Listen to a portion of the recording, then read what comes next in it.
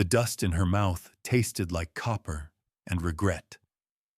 Sania Tso staggered through the blistered silence of Red Hollow, her legs shaking with every step. Her boots, worn thin from 2 years of running, barely clung to the cracked skin of her feet. The sun wasn't just hot, it was punishing. A dead weight pressed on her shoulders, thick with the scent of sagebrush and scorched wood. She'd come here hoping for a drink of water, maybe a soft bed for a night if she was lucky. Instead, she got the same old story. "You're not welcome here." Those words still rang in her ears, louder than the slamming door of the diner that had pushed her out minutes ago. Her throat burned from thirst, but more from humiliation. The townspeople's eyes had been sharp, whispering around their forks and tin mugs when she walked in. But it was the woman behind the counter, broad, red-cheeked, and stiff-backed, who'd said it aloud. "You're the thief from Silver Springs. I seen the posters. Your kind doesn't belong here." Sania hadn't argued. Not really. She'd tried quietly, as she always did, to explain that she wasn't guilty, that she'd already paid with 18 months of her life for something she didn't do. But no one listened. No one ever did. She was a shadow in every town, one bad rumor away from being chased out. She blinked hard and kept walking, her vision swimming from heat and shame. The red clay street beneath her feet rippled like water. On either side, the storefronts of Red Hollow stood like judging eyes boards, nailed tight windows covered in dust. No one stepped out to help. No one even moved. The town was too quiet, like it was holding its breath and waiting for her to leave. She passed the general store. The man on the porch didn't even tip his hat, just spat in the dirt and turned his face away. Her legs gave out just beyond the last building. She stumbled to one knee and caught herself with a trembling hand. The ground was hot enough to sear through the worn fabric of her dress. She forced herself up again, dragging air into her lungs like broken glass. Then, just as her knees buckled again, she heard it. "Miss Waite." A child's voice, thin and high, floated through the air like a bell. Sania turned her head slowly, expecting the worst, some merchant's daughter come to throw rocks or shame. Instead, she saw her. A girl no older than 7, barefoot and wild-haired, running across the dusty street. Her braids were half undone, her dress sun-bleached and patched at the knees. But it was her eyes, big brown and impossibly sure, that stopped Sania cold. "You forgot something?" the girl said breathlessly, holding something wrapped in a red-checkered cloth. "I didn't drop anything," Sania said hoarsely. The child planted her feet and pushed the bundle into her hands anyway. "You did. I saw it. Right when you left Maggie's." Sania unwrapped the cloth slowly. Inside was half a loaf of bread and a thick slice of hard cheese. Her fingers trembled as she held it. She opened her mouth to return it, to argue, but the words wouldn't come. Only tears. The girl tilted her head. "You're really hungry, I can tell. My tata says you can always tell when someone's real hungry because their eyes look like they're seeing ghosts." Sania looked away, but the girl reached out and touched her hand. "My name's Ashki Nesba. What's yours, Sania?" Ashki smiled like they were already friends. "You want to meet my tata?" Sania should have said no. Should have thanked the child and walked the other way. She knew how this story went. You stayed too long, you got attached. You got attached, you got hurt. Or worse. But she was tired, so tired of moving, of being a ghost in every town, of folding herself smaller and smaller so no one would look too close. And this girl had looked right at her and hadn't flinched. "I don't want to impose," Sania murmured. "You won't. He likes people. Our ranch is just up that ridge. You can rest in the shade and get real water, not the kind horses drink from." Ashki reached for her hand again, and this time Sania let her take it. The child's fingers were warm and sticky with honey. They walked toward the edge of town, where the land stretched into canyons and sparse pine groves, the heat a little softer under the widening sky. The child chattered as they walked, pointing out where the wild horses came down to drink, where she'd once found a snakeskin as long as her arm. Sania listened with half a mind, the other half still stuck in the dirt outside the diner where she'd almost collapsed alone. Now this child had grabbed her hand and said, "Follow me." Sania glanced back one last time. Red Hollow looked smaller from here, its silence finally behind her. Ahead, she saw the shimmer of heat dancing over the land, and a cluster of buildings nestled against a rocky hill. "That's home," Ashki said proudly. A whitewashed house with dark green shutters sat at the heart of the property, its porch shaded by a wide awning. A small barn stood nearby along with a coop and a fenced field where a few horses grazed lazily. The wind carried the scent of mesquite and manure, and for some reason Sania couldn't explain, it smelled like peace. The screen door creaked open, and a man stepped onto the porch. Tall, lean, his eyes sharp as a hawk's. Ashki waved. "Tata, I brought someone." The man didn't move at first. His gaze went from his daughter to Sania, pausing on the cloth bundle in her hands, the dirt on her clothes, the sunburn on her cheeks. Sania felt herself go still under that look, not hostile but cautious, like a man who had learned the hard way not to trust too quickly. "Who's this?" His voice was deep measured. "She's Sania. She was hungry, and Maggie wouldn't feed her. So I gave her bread. And now she's coming to meet you." Sania forced herself to speak. "I didn't mean to intrude. I only walked her back to make sure she got home safe. I'll be on my way." The man's brow furrowed as he looked up at the sky. "It's too hot to walk anywhere." The pump's round back. "You can drink your fill. There's shade on the porch." "Thank you," she whispered. He nodded, but his eyes never left her. Sania followed Ashki around the house toward the pump, the silence between them broken only by the wind stirring through dry grass. Her throat was still raw, her body still aching, but her hands still held the bread. And for the first time in a long time, she didn't feel quite so invisible. Behind her, the man stood like a question she hadn't answered yet. Ahead of her, Ashki tugged her hand again, saying, "Wait till you meet Butterscotch. She's the sassiest chicken in all of Deneta." Sania smiled despite herself. Maybe this time the road wasn't the end. Maybe it was a beginning. It was the smallest hand that led her to the largest decision. Sania let the child pull her along the narrow trail beyond the house toward a shaded clearing near the barn.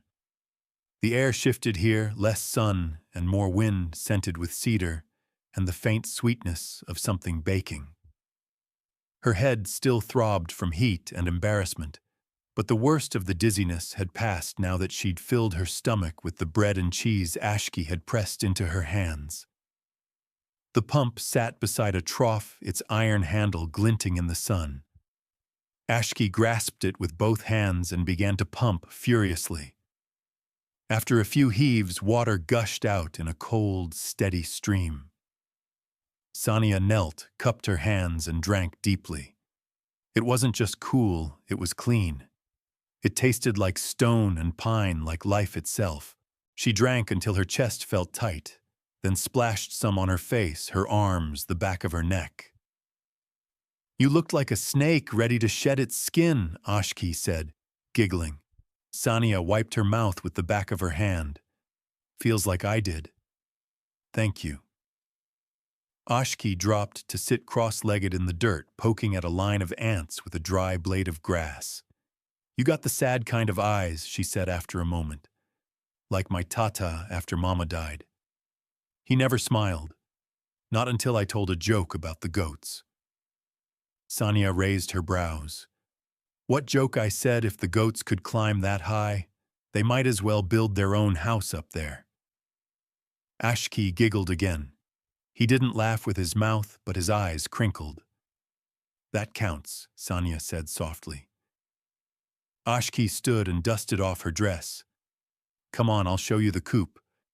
You'll like butterscotch? She hates everyone? Sanya followed, not sure what she was doing. She should have been leaving, thanking this strange, kind child for her mercy, and disappearing down the road before someone changed their mind. But her legs didn't want to move away from this place just yet. The coop stood a few feet from the barn, its fence patched in places, but the gate held firm. Chickens clucked and strutted, pecking at the dry earth.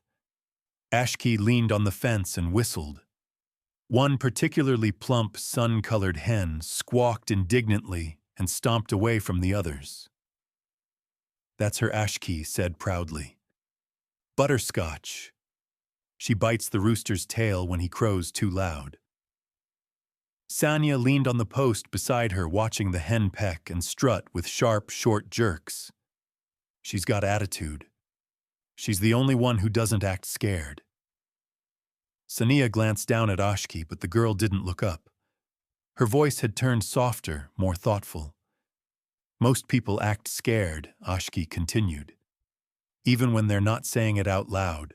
Mama used to say, fear lives behind the tongue. Sania felt her throat tighten. Your mother sounded wise. Ashki nodded. She was. She had a special laugh. She'd braid my hair and sing about the 4 sacred mountains.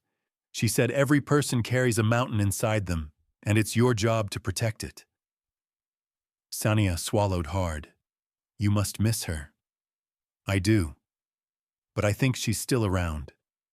Natani Yazi says the land keeps memories, like echoes. If you're quiet enough, you can still hear them. Natani Yazi, she asked. He's our cousin. Well, cousin to my tata, but he comes when we need help. He knows things, plants, prayers, sky things. They both turned when they heard the house door creak. Chaska Nez stepped out onto the porch. His frame was silhouetted against the late sun, casting a long shadow across the yard. He didn't speak right away, just stood there watching them. Sania couldn't tell what he was thinking. His face was still unreadable, not cold, but certainly not warm. Ashki waved. Tata, Miss Sania, met Butterscotch. Chaska came down the porch steps, slowly wiping his hands on a rag. His boots stirred the dirt with heavy, deliberate steps. Water help, he asked, looking directly at Sania. Yes, very much. Thank you. He nodded once. Storms rolling in. You see the edge there. She looked where he pointed. In the distance, clouds gathered above the red mesas, heavy and dark, their underbellies glowing with distant lightning. They move fast this time of year. You'll want to take cover before it hits. Sania hesitated. I didn't mean to stay long. I'll get out of your way. You'll just walk into the teeth of it? Chaska asked, not accusing, just curious. I've walked through worse, she answered, voice even. His gaze searched her face. Not cruelly, not suspiciously, just carefully. Like a man who measured everything twice before speaking. Mama used to say storms are just sky arguments, Ashki piped in. Loud, but they pass. Chaska's mouth twitched at the corner. Not quite a smile, but the closest Sania had seen from him. Come on. I'll show you the porch. You can wait it out there. She followed him toward the house. The boards creaked underfoot as they climbed the steps. A rough bench sat against the wall next to a battered boot scraper and a wooden crate of kindling. Chaska pointed to the bench. You're welcome to rest there. I've got work to finish. Thank you, Sania said quietly. As he turned to go, he paused and looked back. Ashki says you were kind to her. That matters. He walked off before she could respond, disappearing behind the barn. Sania sat down slowly on the bench, the wood warm from sun. Ashki sat beside her, swinging her legs. Tata doesn't talk much, but he's good. He's just got a heavy sky. Sania tilted her head. A heavy sky, Ashki nodded. You know, like when clouds sit on the mountains and don't let the light in. He gets like that. Sania looked out over the valley where the storm clouds gathered and the wind picked up. Dust danced in little spirals near the chicken coop, and the sky rumbled low and deep. I know what that feels like, she said. They sat in silence for a long time, watching the sky change. The scent of rain grew stronger, laced with earth and cedar. A few drops struck the porch roof, slow and loud. Ashki reached into her pocket and pulled out a smooth white stone. She handed it to Sania without explanation. What's this worry stone? You rub it when your chest feels too full. Sania closed her fingers around the stone. It was cool, soft-edged from years of polishing in a child's palm. She didn't say thank you. She couldn't yet. But she kept the stone in her hand. As thunder rolled closer and the wind blew harder, she realized she wasn't planning to leave just yet. Not tonight, and maybe not tomorrow. The storm didn't scare her, but the silence after did. Rain came in slanted sheets driven hard by wind that howled through the gaps in the porch boards. Sania pressed her back against the wall, arms wrapped around her knees. Beside her, Ashki had dozed off her head, lolling gently against Sania's arm. Thunder rattled the sky above them, and the scent of wet wood and churned earth filled the air. It wasn't the kind of storm that let you think. It swallowed thoughts whole. Sania had endured all kinds dry lightning crackling through the Mojave blizzards in the Utah canyons, flash floods and empty arroyos. But this one pressed inward, as if the storm was inside her too. The memory of Ashki's tiny fingers slipping her, the worry stone still pulsed in her palm. Even now she clutched it tight, tracing its smooth edges over and over. When the thunder finally softened into distance, the world stilled. No birdsong, no voices, just the steady drip of rainwater from the eaves. She looked down at Ashki, who stirred, blinked, and yawned without lifting her head. Storm's done, mostly, Sania said. Ashki sat up, rubbing her eyes. Tata always checks the fences after storms, says it's when the coyotes get bold. Sania nodded absently. The girl's voice had comfort in it, like a lullaby she didn't realize she was humming. But it was the quiet that unsettled her now. The kind of quiet that used to follow screaming. The kind that made you think maybe the worst part hadn't happened yet. She rose to her feet, slowly, every joint stiff. The world beyond the porch was soaked and dim, the storm clouds retreating westward, trailing fingers of lightning like lazy snakes. Puddles had formed in the rutted drive, and the earth looked soft enough to trap boots. But even in that mud, fresh prints cut through hoof marks and one deep boot heel leading toward the ridgeline. Sania narrowed her eyes. Ashki followed her gaze. Tata took the mare. He only does that if something's wrong. Where's he go to the ridge? We've got a wire fence runs the edge of the grazing line. If it's down, he fixes it before the animals figure out they're free. Sania stared into the distance. She didn't see any movement, just the long stretch of dripping land, the red cliffs now half veiled by mist. I'm gonna go check on Grandma Tali Ashki, said, hopping off the porch. She gets scared during thunder, even though she won't say. Who's Grandma Tali? Sania asked, surprised. She lives in the bunkhouse. Come if you want. Sania hesitated but followed. Her boots squelched in the mud as they crossed the yard. A small building stood behind the main house, its porch lower and narrower, with blankets nailed over the windows. Ashki knocked twice, then let herself in. Tali. It's just me and Miss Sania. The air inside was dry and warm, filled with the scent of cedar and something sweet, maybe corn cakes. An old woman sat hunched near the fire pit, wrapping her shawl tighter around her shoulders. Her eyes were sharp as flint, though her body looked small and twisted with time. Her long gray braids trailed down her front. "Well, you finally brought her in." Tali said, her voice rough but not unfriendly. "I figured she was out there listening to ghosts." Ashki giggled. She held tight through the whole storm, didn't even jump when the sky cracked. Tali nodded slowly, her eyes never leaving Sanya. "You got a strong heart. That don't mean it ain't hurtin'. Come sit." Sanya obeyed without thinking. She settled onto the woven rug, her knees close to the fire. The warmth seeped through her jeans and into her bones. For a long moment the old woman said nothing, just studied her. "You carrying something," Tali said finally. "Big and buried. I seen it before." Sanya's jaw tightened. "You must be good at reading strangers. Ain't no such thing as a stranger when the land's watching. You sit under this sky, you open a piece of yourself whether you mean to or not." Ashki crouched beside her, poking at a firefly that had gotten trapped in the weave of the rug. "Miss Sanya used to walk. A lot.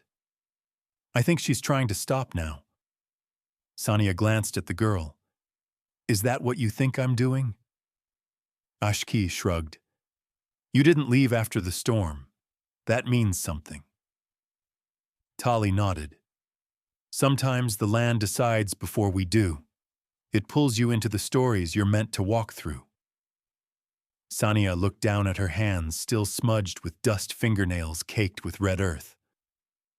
"I'm not looking for a story." "Most folks say that when they're on the edge of one," Tali replied. "But stories don't always wait for permission." Sanya stood abruptly, too many thoughts clashing behind her eyes. "I should check the barn." Tali smiled faintly. "The animals are fine. But go on if you need the quiet." Outside, the air smelled clearer. She walked past the main house toward the barn, needing motion to silence the pounding in her chest. She hadn't planned on staying, hadn't planned on talking. But something about this place, this land, this child, that old woman's knowing gaze, it all chipped away at the walls she'd carried for years. Inside the barn, the horses shifted in their stalls, snorting softly. The light was dim but warm, a few sunbeams slipping through the cracks overhead. She ran her hand along the stall door, grounding herself. When she reached the back, she found another small room part, storage part, tool shed. And in the corner, a cot. Clean. Folded blanket. A chipped mug on a wooden crate. Someone had prepared it. She turned and nearly jumped when she saw Chaska Nez standing just beyond the doorway, damp from the ride, his hair clinging to his forehead. "Fences are fine," he said simply, "but the west side creek's rising. Might be more rain tonight." Sanya glanced toward the cot. "Is this for me? I figured you might not want to sleep out on the porch if it storms again." She met his eyes. "Why?" he shrugged, setting a coiled rope on a hook. "Ashki trusts you. That's enough for now." Trust. That word pressed against something old and sore in her chest. "I don't want to be a burden." "You're not." She opened her mouth to argue, then closed it again. She had slept under overpasses in rest stops behind abandoned sheds. A cot in a barn with a roof and a blanket felt like luxury. Chaska turned to leave, but before he reached the door, he paused. "Natani Yazi's coming by tomorrow. Thought you might want to meet him." Sanya blinked. Ashki mentioned him. He's a good man. Knows how to listen. And then he was gone. Sanya stood in the silence again, but this time it didn't feel as empty. She sat down on the cot and looked at the doorway. The world outside this barn still waited, messy, unforgiving. But for tonight, She had a roof, a warm meal still in her belly, and a child who saw something in her worth trusting. She curled up on the cot blanket pulled to her chin and whispered to the ceiling, "I don't know why I'm here, but maybe I'll find out." She came looking for a way out, but every step forward felt more like a root anchoring her here. Morning slipped into the barn gently with golden light cascading through the slats and dancing dust motes in the air. Sania stirred under the wool blanket, her body stiff, but rested in a way it hadn't been in weeks. She'd half expected to wake curled up on concrete again alone, an alert heart thumping with the weight of unknown dangers. But here there was just the soft snort of horses, the scent of leather and hay, and the distant clatter of pans from the house. Her first instinct was to leave. She'd slept, she'd eaten. Her body was steadier. No one owed her more than that. She sat up and laced her boots with purpose, brushing straw from her jacket. But as her hand found the barn door, a small voice called out, "You can't leave yet. We're making fry bread." Ashki stood a few yards away, arms crossed, hair in two lopsided braids. She looked both serious and hopeful. "I didn't say I was leaving. You were thinking it." Sania sighed. "I don't want to be in the way." "You're not." Ashki looked toward the main house. "Natani's coming. You need to talk to him." Sania hesitated. She'd never been fond of people who knew what you needed, but something in the girl's eyes stopped her, a certainty that felt earned. Ashki didn't plead. She just waited. Inside the kitchen, the world was warm and alive. Tali was at the stove flipping fry bread in a cast-iron pan while humming a song that sounded older than the house itself. The smell was irresistible, yeasty and crisp with hints of smoke. Chaska sat at the table with another man, taller, thinner, with lines around his eyes like dried riverbeds. His expression was calm but alert, and when he turned, Sania caught something familiar in his gaze. "You must be Sania," he said. "I'm Natani Yazi. Just Natani's fine." He stood and offered his hand, not stiff, not imposing, just solid. She shook it. "You're the one they said helps people." I try to listen first. They sat outside on the porch afterward with mugs of thick coffee and fry bread that crackled with each bite. The world beyond the rail stretched quiet and slow, dotted with pignons and the outline of distant buttes. Birds called low through the brush, and the sun hadn't yet turned the sky to fire. "You from here?" Sania asked after a long silence. "Shiprock born, raised on both sides of the four corners. My folks ran sheep, worked land that wasn't ours on paper, but always was in spirit." Sania nodded slowly. "And now you. What counsel I listen to, stories folks don't know how to finish." He sipped his coffee. "I help them write the rest if they want." Sania stared out over the land. "I don't have a story." Natani didn't press. He let the silence grow. "Then tell me where you were before this place." Her hands curled around the mug. "Kansas. Before that, Arizona. Before that, doesn't matter. It does. Not for me, maybe, but for you." She looked at him, half daring him to push harder. He didn't. Natani finally set his cup down. "You know, in our stories, the land listens before it ever speaks. People think the mesas are quiet because they're empty, but it's the opposite. They're waiting. For what? For someone to stop running."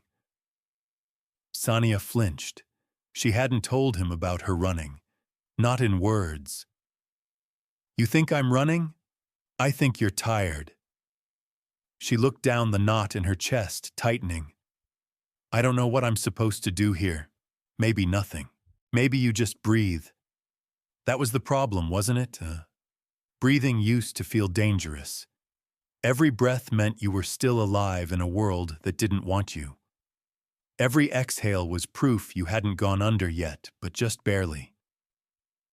I'm not good with people, she admitted. I don't trust easy. Neither does the land. It takes time to know it. But when it does, it holds you. She didn't cry, but her throat burned the way it did right before tears came. The kind of burn that came from holding things in for too long. Later that afternoon, she found herself helping Chaska repair the latch on the south gate. It wasn't that he asked. He simply handed her a wrench pointed at the rusted hinges and nodded. The quiet between them wasn't heavy. It was workmanlike, companionable. They moved in rhythm, and for the first time in a long time, she wasn't thinking about the next hour or the next escape. You did ranch work before, he asked eventually. A little. Here and there. When someone needed hands and didn't ask too many questions. You good with horses, I don't spook them. They don't spook me. He chuckled. That's a start. By the time the sun began its long descent, the gate was solid, the horses fed, and her hands ached in that satisfying way that came from doing something useful. She wandered back toward the house where Ashki was sitting in the yard, braiding wildflowers into her hair. You stayed, the girl said softly. I guess I did. Ashki looked up at her with a small, pleased smile. Then you gotta come to Fire Circle tonight. What's that Neta Ni leads it when the moon's full? Stories, songs, sometimes just sitting quiet.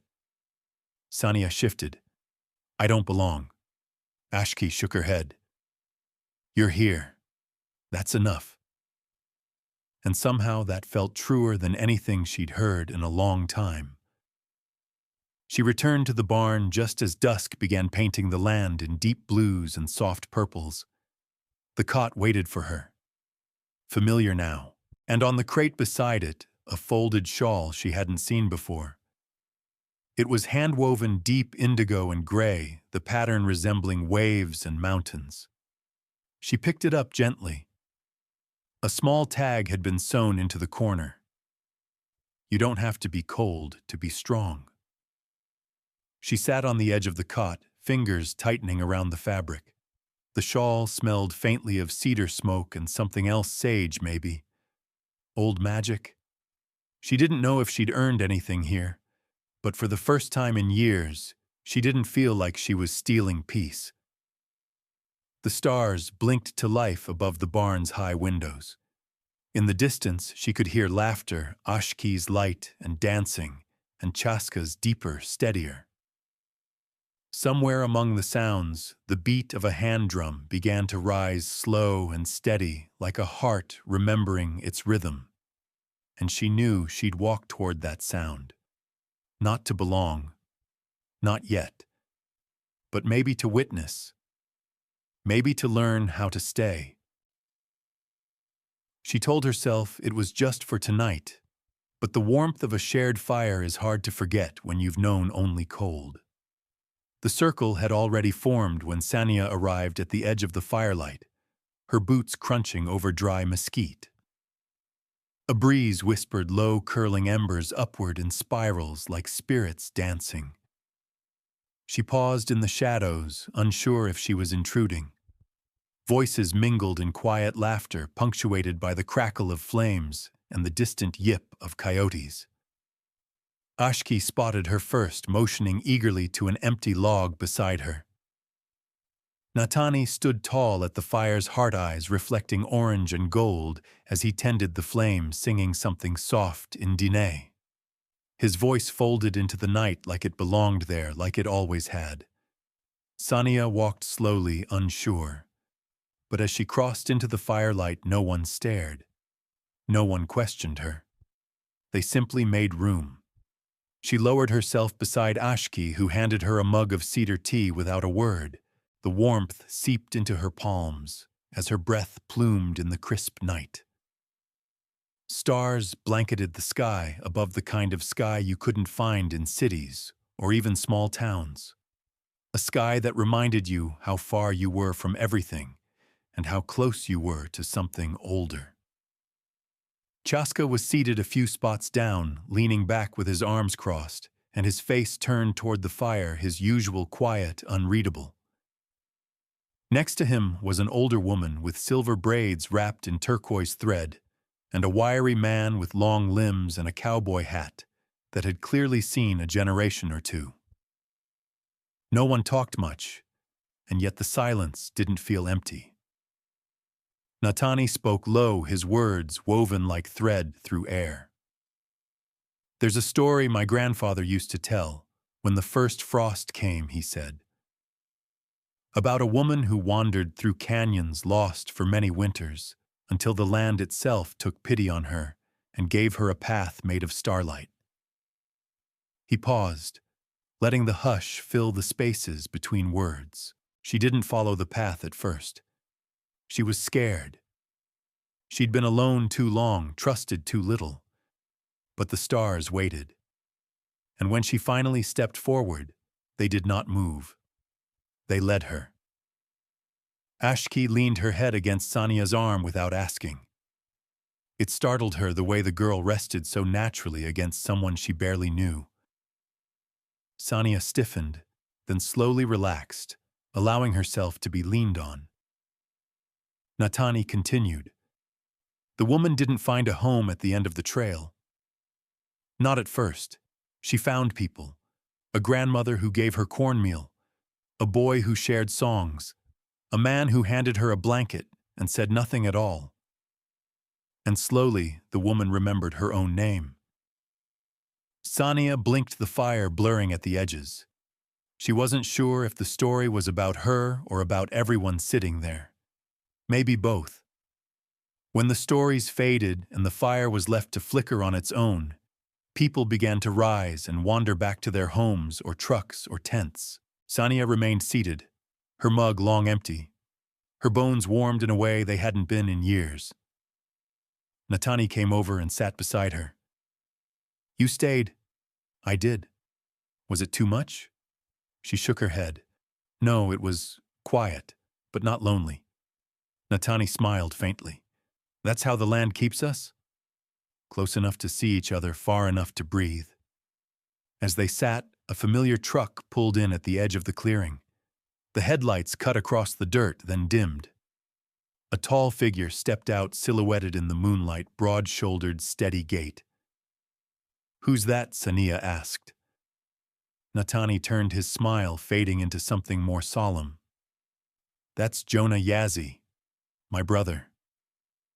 The man walked toward them, boots kicking up dust in soft plumes. He had the same eyes as Natani, though they carried something heavier, an edge of weariness or warning. "Evening," Jonah said, nodding to them both. "Didn't expect you back till next week," Natani replied. Jonah's gaze drifted to Sania. "We got a call from Gallup. A woman's been asking around for someone matching your description." Sania's heart jolted. "What she says, she's your aunt. Tall white woman, green pickup. Says she's worried about you." Jonah's tone didn't carry accusation, just facts. Sania set her mug down carefully. "She's not my aunt. She's my foster contact. She used to track me down whenever I ran. Still looking for you," Jonah said plainly. "I'm not going back," she whispered, voice brittle. Natani didn't flinch. "You don't have to run tonight." Sania looked at them both. The fire behind her had dimmed to coals and the world felt smaller, tighter again. The quiet warmth of the evening was shifting just a notch, but enough that she felt the difference. "I don't want to cause trouble here." Jonah studied her for a long moment. "You haven't. But you're worried I will." "I'm worried she will," he said. "People from outside don't always understand how things work here. They don't see what we're building. They just see what doesn't fit their system." Sania stood slowly, her shoulders tense. "Then maybe I should go."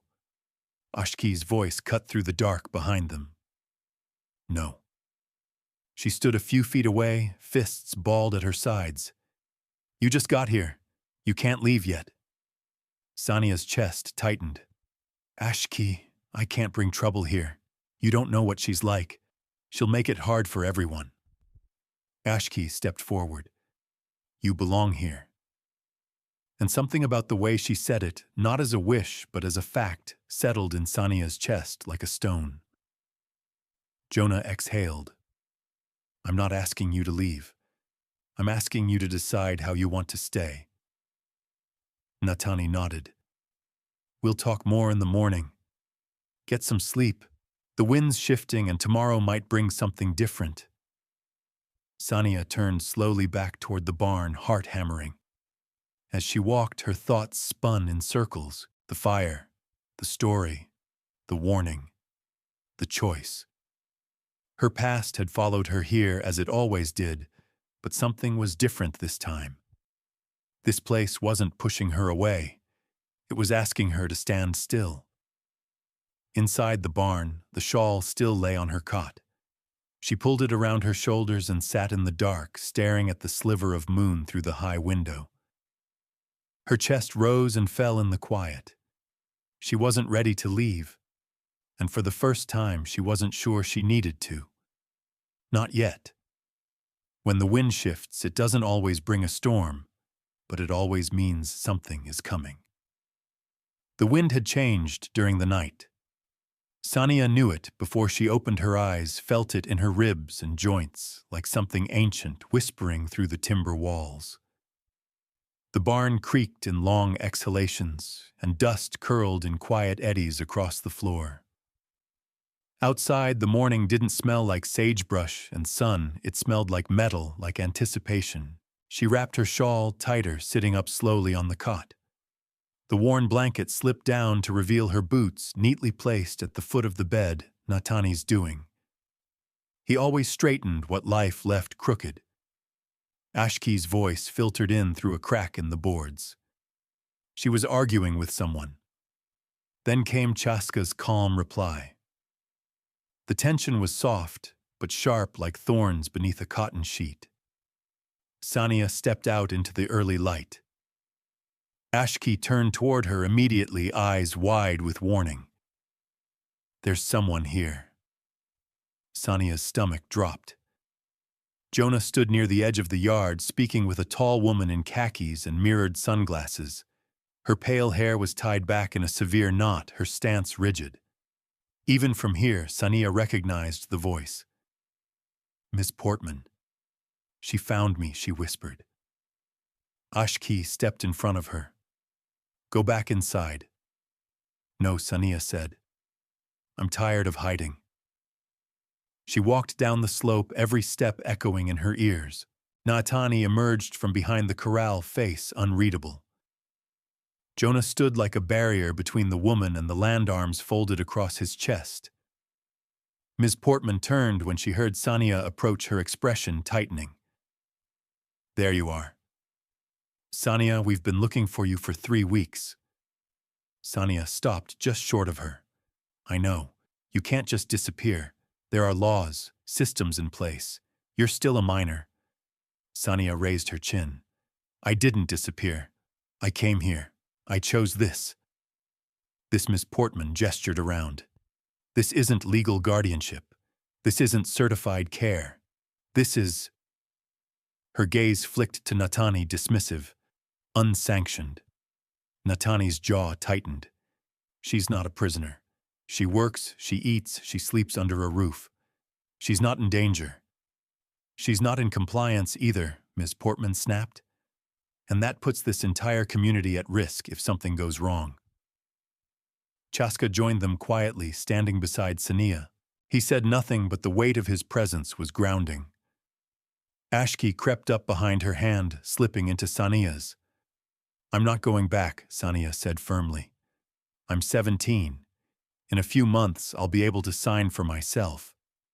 And until then, Ms. Portman demanded. You think they'll keep you? What happens when you get hurt out here, when no one can answer for it? Natani stepped forward. She's safer here than anywhere else she's ever been, according to who Sania's voice cracked, but she didn't back down. According to me, Ms. Portman hesitated. The fight in her posture flickered. You don't get to decide what's best. Not yet. You're wrong, Sanya said, quieter. I do. The air stilled. Jonah broke the silence. If she stays, you'll need to back off. We don't want trouble, but we don't run either. Miss Portman's lips pursed. You're making a mistake.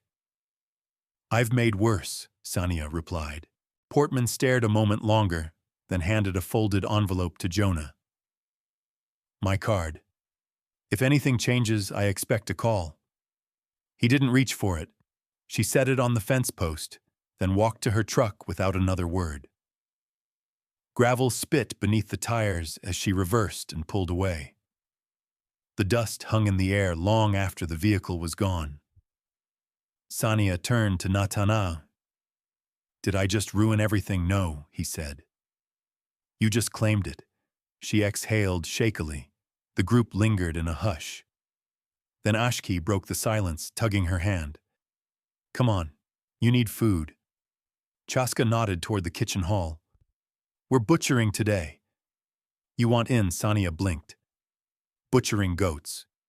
You said you wanted to learn what we do here. She hesitated. I've eaten meat, but... You don't have to take a knife, Natani said gently. Just come. Watch. Know where your strength comes from. So she followed them to the pit behind the shed. It was a space of bone and blood and fire. The first goat had already been dispatched. Elder Sam and his wife Ora were there, steady hands moving with care, not cruelty. Sanya stood back, her heart pounding. Ashki stuck close, whispering explanations. Chaska worked with quiet precision, his motions efficient but respectful. The sight was hard, the smell even harder. But no one mocked her when she had to step away. Ora followed, handing her a damp cloth. First time always tests the spirit, she said kindly. It feels wrong. It only feels that way because you're paying attention. That's not bad. Sanya looked back at the pit, at the circle of hands working in rhythm. How do you do this? Ora glanced toward her husband. With prayer and practice and knowing this feed our people. Later, when the meat was hung and cleaned and her clothes smelled like smoke and raw hide, she found a moment alone beneath the cottonwood tree. Natani approached with a tin of water. You stayed longer than most first-timers. I wanted to quit, but you didn't. I didn't. He sat beside her in the grass. The breeze had shifted again, cool against their skin. For a moment, neither spoke. Natani, do you think I belong here? He looked at her. The land isn't a person. It doesn't declare ownership, but it does make room for those who honor it. She nodded, not sure what that meant yet, but wanting to understand. I don't know how to be part of anything, she whispered. Not really. Then start by not leaving. A hawk circled above, casting brief shadows on the ground. Sanya drew in a breath, then released it slowly. I'll stay. Natani rose. Then come tomorrow.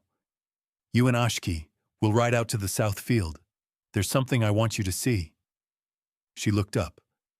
What is it? A place you've never been, but maybe need to find. He walked back toward the barn, leaving her under the swaying branches. Sania sat a while longer, her fingers brushing the earth beside her. The wind had shifted, and this time she wasn't afraid of what it brought. You call it broken, but out here we don't throw things away just because they've cracked. We mend them. We keep the story whole. The south field was far farther than Sanya expected. The trail wound between low mesas and brushy arroyos, the morning sun streaking gold across the high desert. She rode behind Ashki, clinging to the saddle horn as the paint gelding picked its way up a narrow ridge. Natiani rode ahead, silent, sure, a silhouette against the rising light. He hadn't told them where they were going, only that it was a place with memory. That alone made her curious, and a little afraid. Ashki turned in the saddle, grinning. You're doing better this time. Sanya huffed. I think my thighs disagree. You'll get used to it. Eventually it feels more like walking than riding. They crested the ridge and suddenly the land opened wide. Below, tucked in a gentle valley, lay the remains of a small stone dwelling. Half the walls still stood weathered and scarred. A chimney leaned like a crooked finger toward the sky. Natani dismounted and tied off his reins. Come on. Sanya slid down clumsily, nearly twisting her ankle on a patch of loose gravel. She followed him down the slope, heart racing not from exertion, but something deeper. Something she couldn't yet name. The ruins were quiet, reverent. Natani ran a hand along the sun-bleached stone. My grandfather was born here.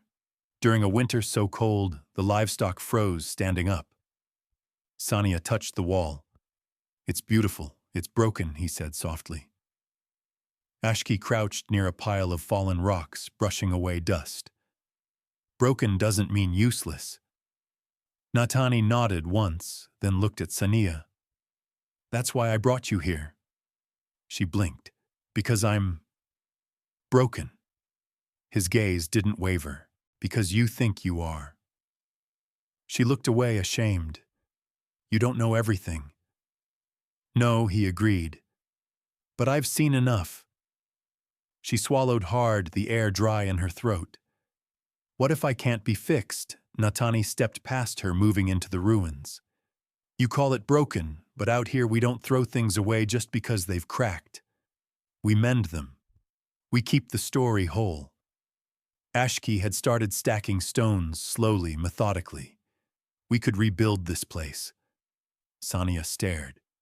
Why? Because it matters, Ashki said, shrugging. Because we can. Natani's voice was quieter now, almost to himself. Because some places are worth the work. They stayed for hours, clearing brush and righting old beams. Not because they had to, because it felt necessary. Sania found a cracked pottery shard near the base of the chimney. She traced the design with her thumb, tiny spirals etched by hand.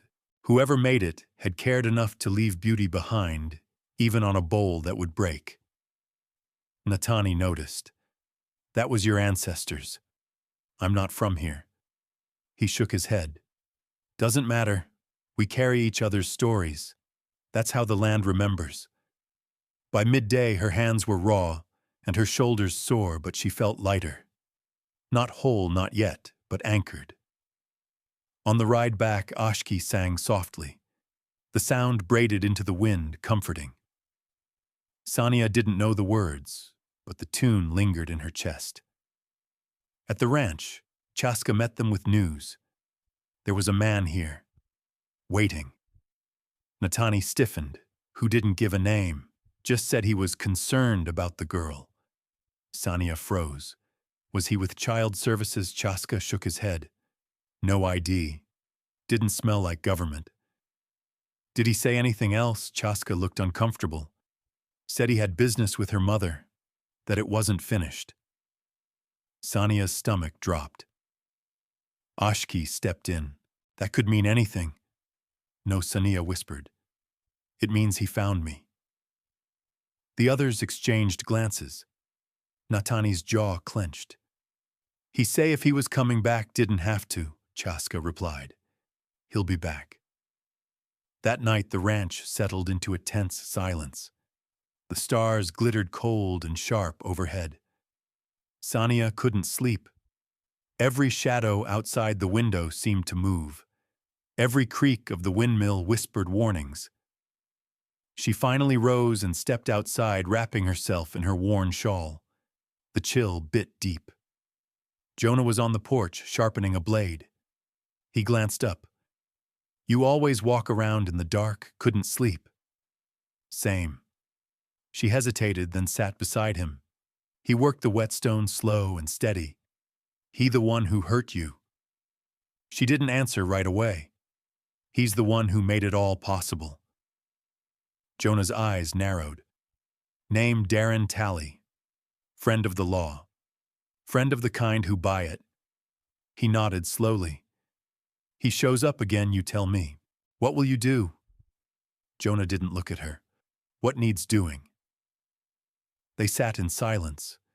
The scrape of stone on steel filled the space between them. Sania stared out into the dark, her heart a fist in her chest. I'm scared, good Jonah said. Means you still got something worth protecting. The next morning she woke early. Ashki was already at the fire pit stirring blue corn mush. Chaska passed out tools. Everyone moved a little quicker, a little tenser. Natani came to her as she pulled on her boots. Ride with me. They didn't speak much on the trail. He led her to a rocky outcrop that overlooked the valley. From there she could see the whole ranch, the fences, the fields, the river line snaking below. He pointed toward the horizon. That's where they'll come from. If they come, you think they will. Hope is a good thing, but we don't stake our lives on it. Sania stood in the wind, watching the land stretch wide and open. I don't want anyone else to get hurt. Then stand with us, Natani said. Don't run. I've been running so long I don't know how else to be. He looked at her quiet. Then it's time you learned. And for the first time she believed she could. The truth doesn't rot in the ground, it waits. And when it's ready it blooms like fireweed through stone. The wind shifted midday, carrying the smell of something acrid, like distant smoke or bad memory. Sania had just finished gathering eggs when she caught it in the breeze. Her hands paused, one still clutching a warm shell her breath held. Jonah was already outside, sniffing the air. His gaze swept the hills like a hawk. They're close. Natani emerged from the barn with Chaska, both carrying rifles, not slung casual-like as usual, but in their hands. Ready? Not afraid, ready. Sania walked quickly toward them, wiping her palms on her skirt. You think it's him? Natani didn't answer, but his eyes told her what his words did not. He was seen up by Chinley 2 days ago, Chaska said. A stranger asking questions. Drove a fancy truck but no plates. Darren Talley doesn't come to talk, Jonah muttered. He comes to take. Sania shivered despite the sun. She'd dreamed of this day so many times when he'd return to finish what he started. To shut her up. Or worse. But now that it loomed near, the fear wasn't what she expected. It wasn't just about herself anymore. It was about what her presence could cost these people. I should leave, she said, her voice low. If I'm not here, he has no reason to come. You think running will fix it, Jonah said. Men like him don't chase you just because you're there. They chase you because you know something they don't want others to hear. Natani's expression was hard. We don't send people into the dark alone, not here. Chaska nodded. You're family now. Sania didn't speak, afraid her voice would crack open everything she was trying to keep together. Later that afternoon, Ashki brought her a folded cloth. Natani asked me to give you this. She opened it slowly. Inside was a necklace. A woven strand of tiny turquoise beads, centered with a piece of red jasper carved into a bear. The detail was so fine the bear looked like it might move. This was his grandmother's, Ashki said. She used to say the bear keeps truth safe until we're brave enough to carry it. Sania touched the stone, its weight unfamiliar, yet oddly grounding. Why now? Ashki gave her a look somewhere between serious and kind. Because you're ready to carry it. She wore it all through dinner, even when little Najoni crawled into her lap with a sticky hand and a story about the coyote prints near the chicken coop. It was strange how a single night could feel like a whole life when people looked at you like you belonged. After the dishes were washed and the lanterns trimmed, Sania sat near the hearth with Natani. He passed her a worn book. I think it's time you read this. She frowned, turning it over. It wasn't a book, it was a journal. Elizabeth's journal. The pages smelled of old smoke and cedar. Her breath caught. This is Thomas's wife. Before she died, she came through here, said she was trying to expose a land theft ring. She never made it back to her husband. I heard whispers in the prison, Sonia whispered. But no one would say names. Natani's jaw tightened. Her last entries talk about a man named Tally. She believed he was working with a federal agent to forge deeds and force people off grazing leases. Sonia's hands trembled as she opened to the bookmarked page. Her eyes scanned the spidery writing. He warned me again. Said if I didn't burn the papers, he'd make me disappear like the others. But I can't. The truth doesn't rot in the ground, it waits, and when it's ready it blooms like fireweed through stone. Sonia closed the book slowly, her fingers tightening around it. She died trying to do what I didn't have the courage for. You were just a girl, Natani said gently, and you didn't know she was fighting the same enemy. Tears blurred her vision. I can't believe he's still doing it, still taking people's homes, lives, not if we stop him. The room felt too small, too hot. She stepped outside, needing air. The sky was a soft blue-gray moonlight turning the edges of the mesa silver. Sonia walked to the fence line, her arms wrapped tight around herself. Somewhere a coyote cried, lonely, distant, wild. Footsteps crunched behind her. She didn't turn until she heard the soft voice. I saw him once, Ashki said, standing beside her. Darren Tally. He came here with a briefcase and a smile. Said he was with the Bureau of Land Management. Tried to convince my uncle to sell him mineral rights for a patch of land near the wash. Did he? Ashki shook his head. Told him no. Next week our barn burned down. BLM said it was an accident. Everyone else knew better. Sonia stared out across the darkened pasture. He never leaves witnesses. Ashki's expression hardened. Then let's not be witnesses. Let's be the ones who speak. The next morning, Natani, Jonah, and Sonia rode to the trading post in Silani. They kept their distance from town, proper, too many eyes, too many ears. They met a contact of Nyatani's, a retired bureau agent named Tova Yazi, who'd once worked on reservation corruption cases.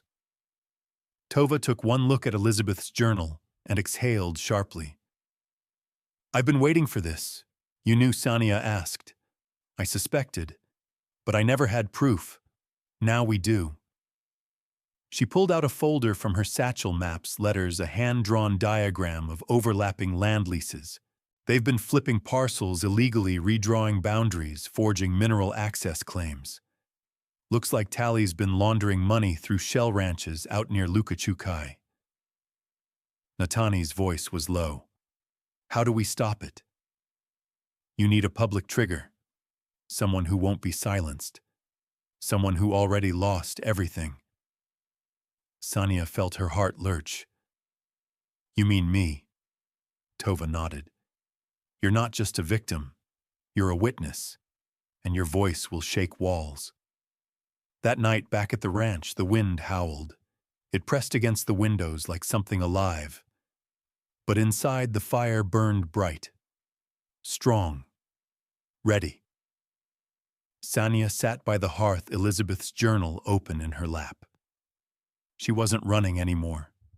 She was remembering. And when the truth rose, it would rise from her lips like fireweed, bold, red, and impossible to kill. You can't run from the truth when it's already lit a fire in your soul. It'll burn you from the inside until you let it out. The cold air hit her lungs like broken glass as Sonia stood on the steps of the chapter house. The old wooden door behind her thudding shut with finality. Her knees trembled not from fear, but from the sudden weight of what she was about to do. The land in front of her rolled out under an open sky, wild and honest. There were no shadows to hide in anymore. Not here.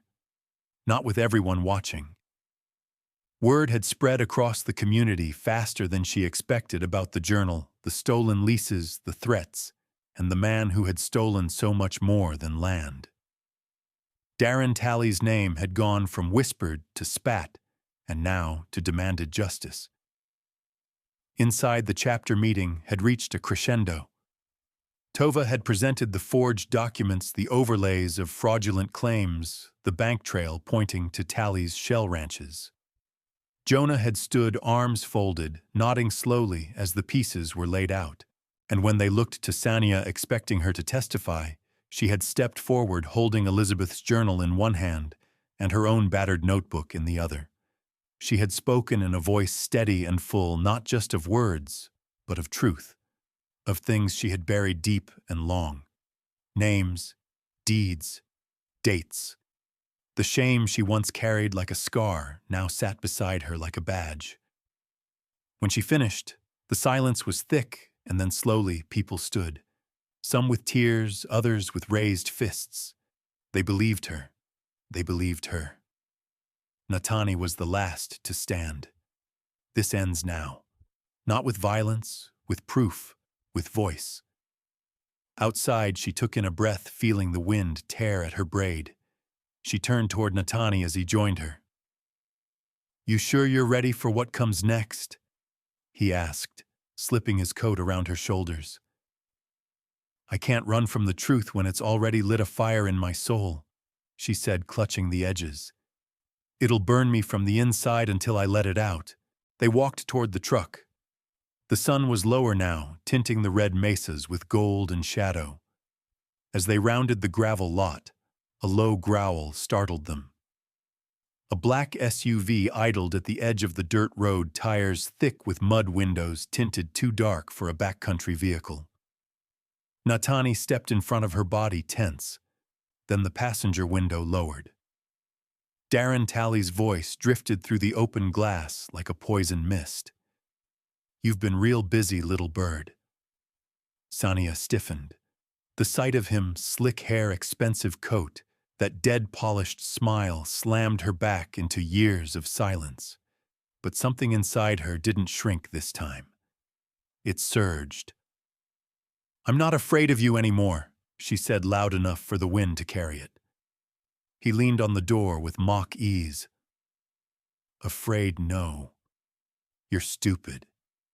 You think dragging up old trash and waving paper around changes anything." Natani took a step forward, hand near the buckknife on his hip.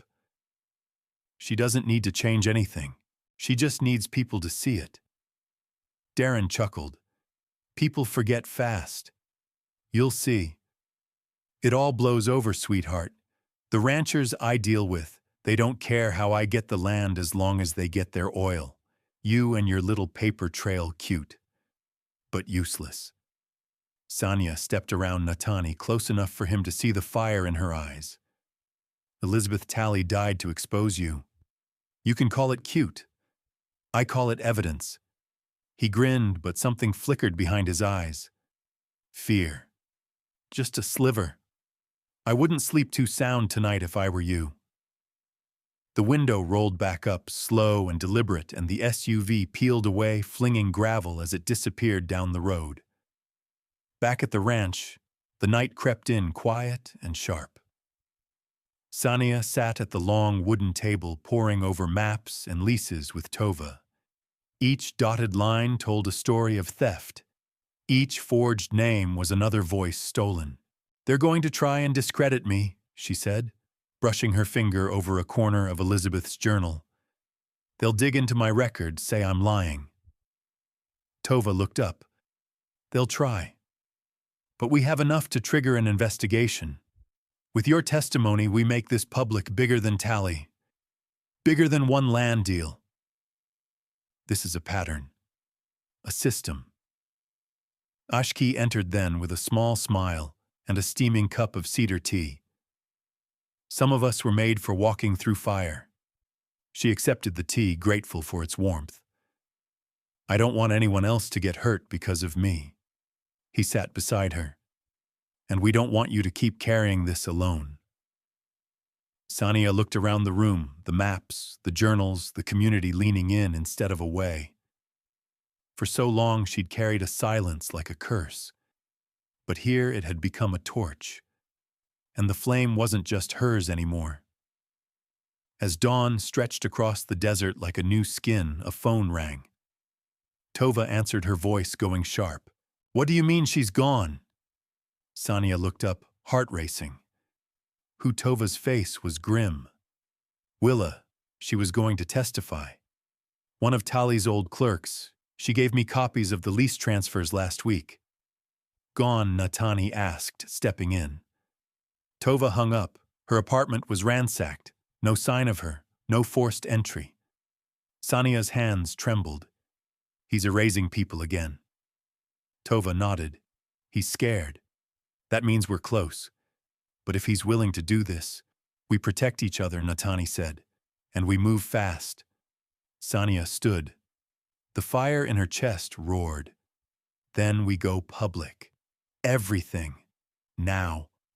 They sent files to tribal newspapers, uploaded scanned leases to watchdog groups, posted Elizabeth's final journal entries online tagging journalists who'd once ignored them.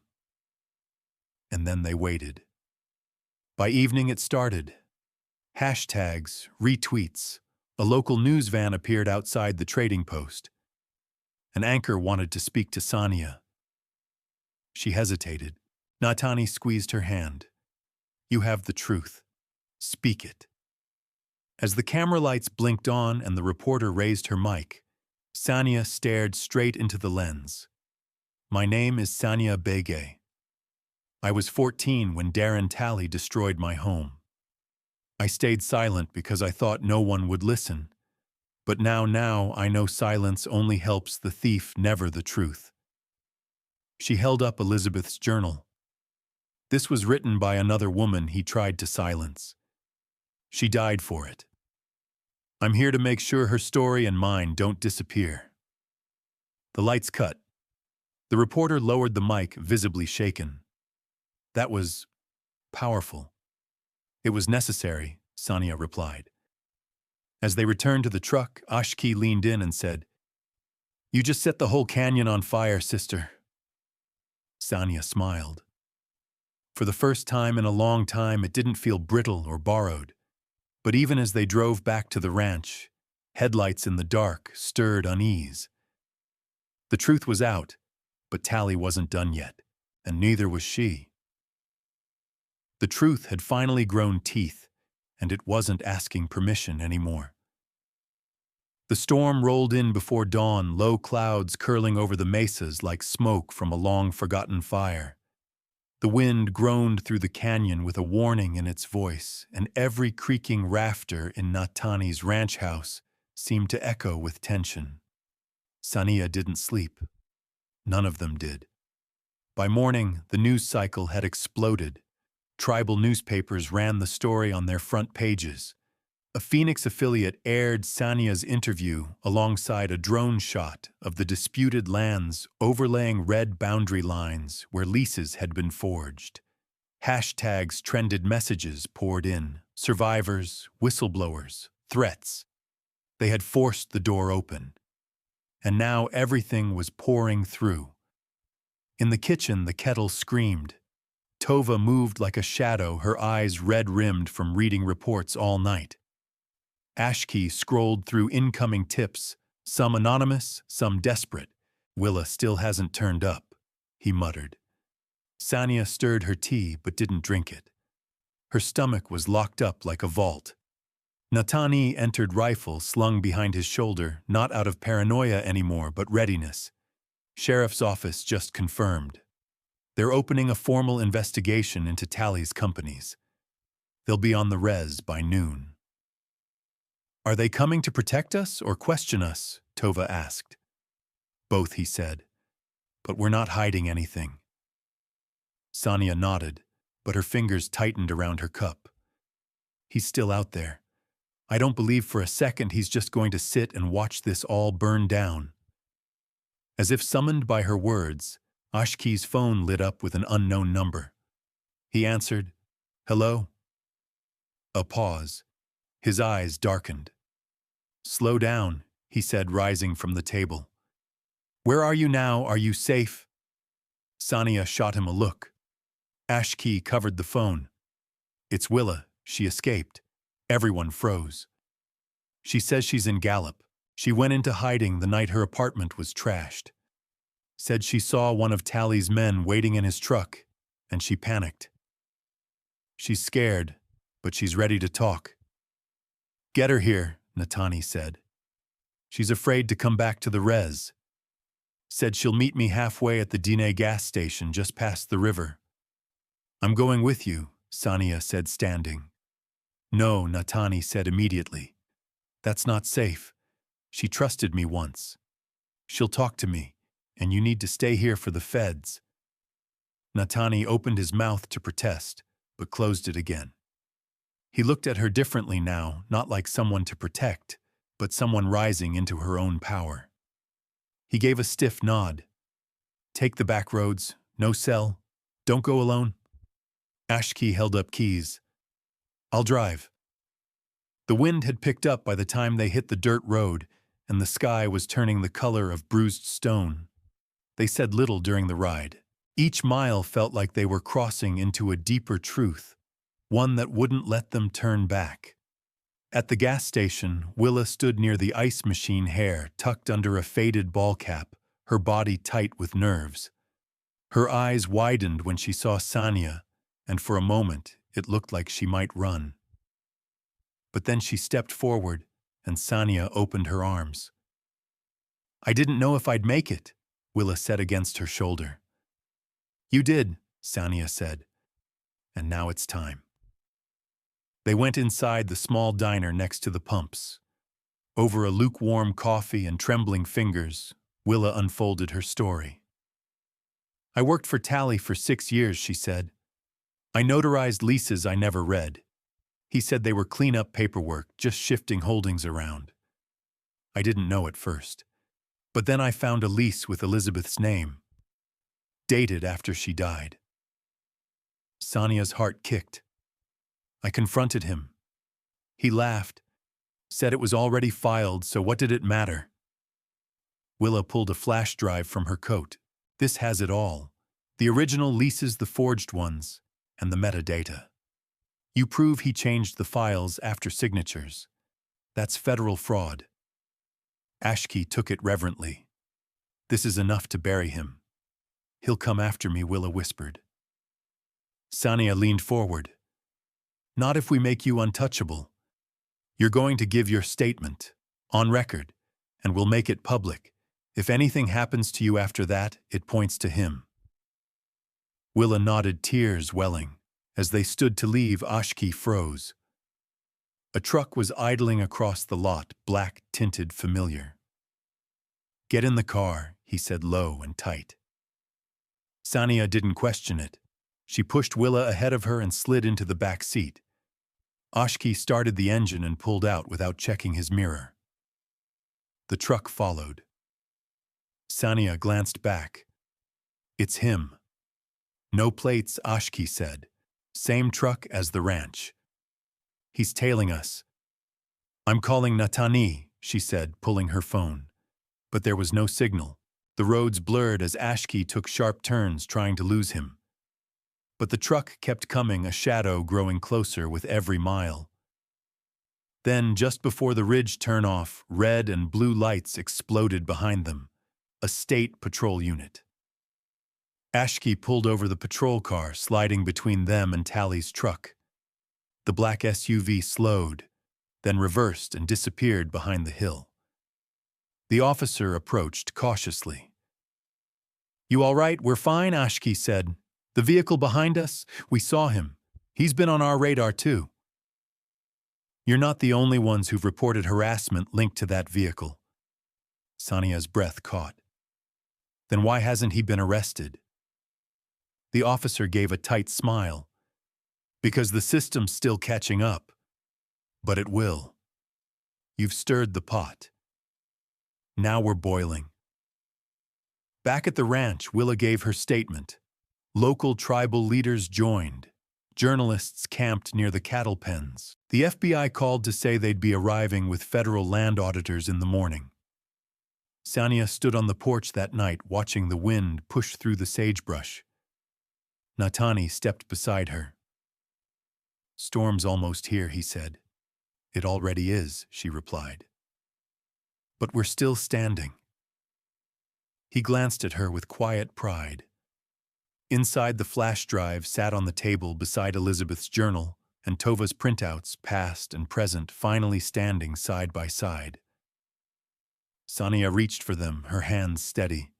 The truth had finally grown teeth, and it wasn't asking permission anymore. "I didn't come here to win, I came to be heard, and I won't leave quietly." The courthouse in Window Rock sat like a solemn sentinel beneath a sky bruised by winter clouds. Long lines of tribal members wound through the parking lot, their breath fogging in the cold morning air. Some came in silence, others brought signs, but all of them came for the same reason: to witness truth take the stand. Inside, the room buzzed with tension. Press crowded the back rows. Lawyers shifted paper and cleared their throats. The air tasted of varnished wood and nerves. Federal agents from the Bureau of Land Management and the FBI had taken the front row, flanked by tribal elders and community leaders. Sania sat beside Willa and Ashki, her palms pressed against her lap. Across the aisle, Tally sat in a gray suit that looked like it belonged to someone else. His usual swagger was gone, replaced by tight eyes and a clenched jaw. But even as the judge entered and the room rose, he kept his chin up like the world still owed him something. Natanai was already on the stand. "I managed my family's grazing land under lease law for the past 7 years, he said, voice firm. What I didn't know was that some of the parcels I tended were signed away illegally by forged leases, including the one belonging to Elizabeth Benally." The judge nodded. "And you have documentation supporting that, yes? Provided by Ms. Willa Snow, former notary for Tally Land Holdings." Willa shifted next to Sania, hands trembling slightly. The prosecuting attorney called her next. She took the stand with her shoulders squared, but eyes watery. Sania gave her a small nod of encouragement. "I notarized over 100 leases in 5 years," Willa began, voice wavering at first, but strengthening with every word. "But in the last 2 years, Mr. Tally instructed me to sign off on documents without present parties and to backdate several signatures. I found one signed after a landowner had passed." "Why did you continue doing this?" the attorney asked. "Because I was scared. I didn't realize the extent until it was too late. And when I did, I tried to leave. But someone trashed my home, followed me. I went into hiding until I could bring the evidence safely." She held up the flash drive, handed it to the judge's clerk. "And you can confirm that this data is untouched and includes metadata logs proving edits?" "Yes." Tally's lawyer stood. "Objection. This is unsubstantiated testimony from a disgruntled former employee." Willa shot to her feet. "I didn't come here to win, I came to be heard, and I won't leave quietly. That drive has records from Tally's own servers. Let's not pretend I made up his entire operating system." The judge held up a hand. "Mr. Snow, please. You'll have your say. Let's allow the evidence to speak too." Tova, seated quietly behind them, leaned toward Sania. "They have enough now. Metadata, forged signatories, and digital tampering. Tally's finished." Sania's eyes stayed on Tally. He looked smaller than he ever had, like the empire he built was hollow all along. Outside the courthouse during recess, the crowd thickened. People from all over the Four Corners region had shown up. Ranchers, water protectors, youth activists, even spiritual leaders. Elder Thomas Yazzie stepped forward, his long braids lifted by the wind.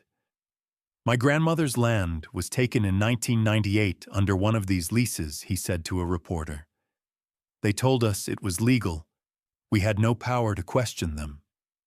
Now we do." Sania turned away, her heart heavy but proud. Inside, the afternoon, testimony turned technical digital forensics specialists, verifying Willa's data and aligning timestamps with property records. The facts stacked up like bricks, unshakable. Then the prosecutor stood one last time. "We'd like to call Ms. Sania Totsoni to the stand." Sania felt her heart lurch. She hadn't expected this, but she rose. Natani gave her shoulder a reassuring squeeze. As she took the oath and sat, the courtroom quieted. She looked out over the sea of watchers, and then at the man who had uprooted so many lives with pen and ink and lies. "Tell us your connection to this case," the attorney said. "I came here looking for a trailhead," she began. "I'm a writer, a researcher. My mother died in this land, and I didn't understand why. I followed the paper trail, and I found an entire community displaced, ignored, and silenced. I kept going until the voices couldn't be buried anymore." She paused. What happened to Elizabeth Benally wasn't a clerical error. It was a theft disguised in contracts. What happened to Willa wasn't fear, it was coercion. What happened to all of us is a mirror held up to every tribal community who's ever been told their words don't count. "And what do you want the court to do with this truth? I want you to remember it," she said. "Not just today, but when the next contract is signed, when the next lawyer smiles too easily, when the next rancher says, 'Trust me.'" The judge nodded slowly, then adjourned for deliberation. The sun had begun to set by the time they reassembled. Tally was pale now, shoulders rigid. The judge cleared his throat. "This court finds sufficient cause to recommend full investigation and potential prosecution on charges of fraud conspiracy to defraud the federal government and coercion of public officials. Mr. Tally, until that time, your assets are frozen. You are to remain in state under supervision." Gasps rippled through the room. The press scrambled. Sania barely heard it. All she saw was Natani's eyes, soft with respect, fierce with pride. Outside, the crowd erupted into song drums echoing across the parking lot, voices rising in harmony, older than fences and courtrooms. Sania stepped into the golden light of dusk, the wind pulling at her coat. Willa beside her, Ashki behind her, and the weight of generations watching. Tova caught up holding a folder. "You ready for the next piece?" "What is it?" "Environmental audit requests." Turns out Tally built on lands contaminated with old mining runoff. There's another fight waiting.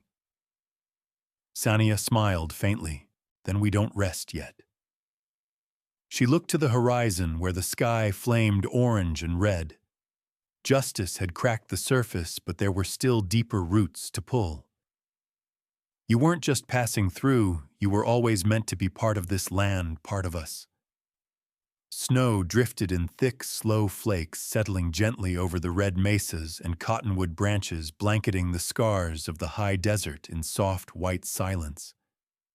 The courthouse steps, once swarmed with protesters and press, now stood empty beneath the winter sky. A calm had settled over Window Rock, but it wasn't silence. It was restoration. It was breath. Sania sat on the front porch of Natani's cabin, a chipped enamel mug of cedar tea warming her hands. The storm had passed in every sense. Tally had been indicted formally just 2 days prior after further forensic audits exposed environmental violations and bribes to state-level officials. His frozen empire was now unraveling piece by piece, leases voided, stolen lands, returning to families, restitution, beginning its long, painful process. Inside, Willa and Ashki played checkers by the fire laughter light as pine smoke drifting up the chimney. Willa had decided to stay in Dinebikea, using her notary experience to help untangle decades of paperwork that Tally had poisoned. She wasn't running anymore. And Ashki, he had already memorized the old grazing routes and drawn his own maps, eyes full of dreams and land. Natani stepped outside, a sheepskin blanket draped over his shoulders. He sat beside Sania, the wood creaking under his weight. "You haven't said if you're staying," he said, not quite asking. She looked out across the canyon where the earth split like a history book, open and raw and sacred. "I wasn't sure." Natani didn't speak, just waited. "I came here lost," she said. "Not just to find my mother's past.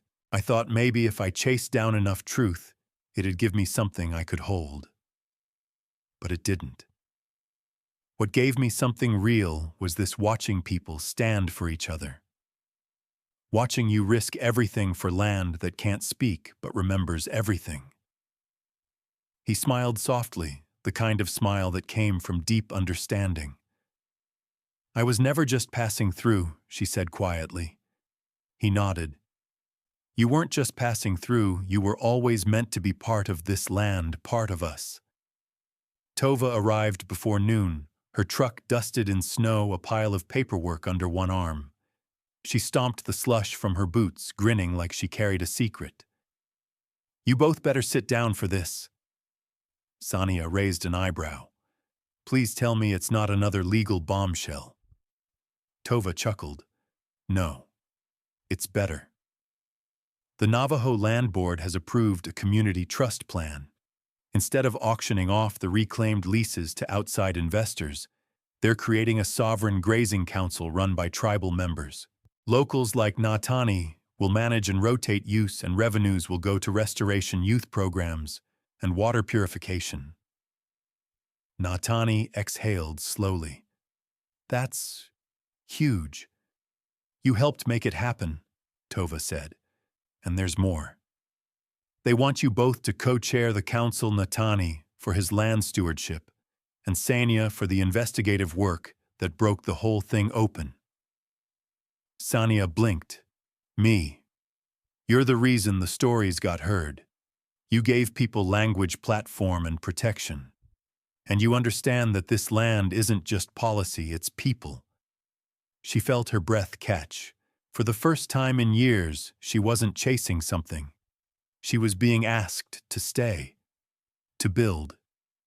Tova added, "You're not obligated. You can write your book and head back to wherever. But I think you already know you belong here now." Inside, Ashki shouted checkmate and Willa groaned, then laughed.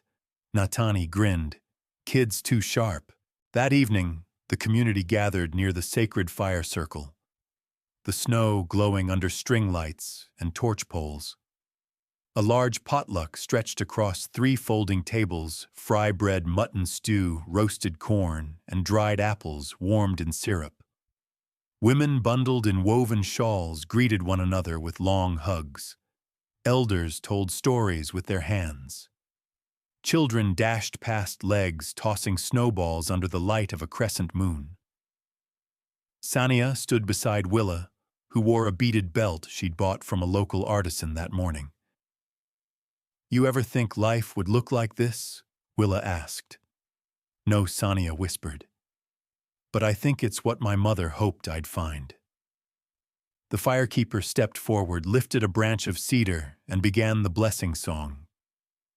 As the drums followed, a circle formed: fathers and daughters, grandmothers and cousins, friends and strangers, now woven into something stronger. Natani approached with 2 bundles. He handed one to Sania. Inside was a handmade shawl stitched in the traditional red and black of the land protectors. "I had it made for you," he said, his voice thick. "You fought with us." Sania ran her fingers over the stitching, heart swelling. The second bundle was smaller. He knelt beside Ashki and handed it to him. Inside, a polished turquoise pendant shaped like a hawk feather. "You're part of this story too," Natani told the boy. "Your courage helped bring the truth to light." Ashki held the pendant like it was a star. Willa touched Sania's arm. "You've changed more than the land. You've changed us." As the song swelled and hands joined, Sania turned slowly in the circle, absorbing the faces, the laughter, the healing. The grief would never leave completely, but it had shifted, become something sacred. The fire cracked loudly, and above snow began to fall again, soft and unburdened, like the land had exhaled. Sania looked up, smiling. She wasn't just a visitor anymore. This place had claimed her, not with contracts or signatures, but with memory, spirit, and truth. She stepped into the circle shawl around her shoulders and danced. The educational lesson learned from this story is that truth often asks for patience and courage, not speed or force. Life may lead us through loss, injustice, or long years of silence, but standing firm, especially alongside others, can slowly restore what was taken. This story reminds us that home is not always where we began, but where we are finally seen, heard, and needed. Even later in life, choosing to speak honestly, protect what matters, and care for one another can still shape a better future.